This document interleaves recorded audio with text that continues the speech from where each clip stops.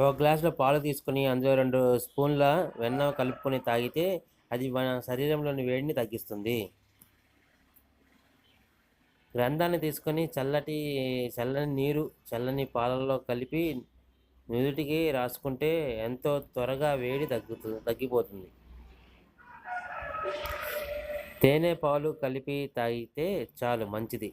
ఇది చల్లటి పాలల్లో 1 టీ స్పూన్ తేనె వేసుకొని త్రాగితే వల్ల శరీరంలో వేడి తగ్గిపోయి రోజు చాలా హెల్తీగా ఉంటారు.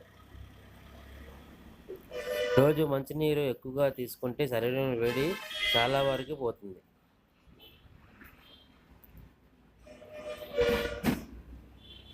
నిమ్మరసం శరీరంలోని వేడిని తగ్గించగలదు. రోజు 1 గ్లాస్ నిమ్మరసం తాగండి. గసగసాలు శరీరంలో వేడిని తగ్గిస్తాయి.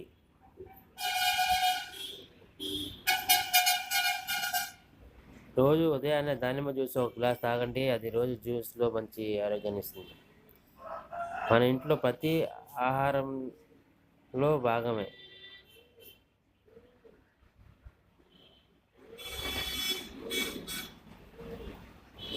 వీడియో నచ్చితే లైక్ చేయండి.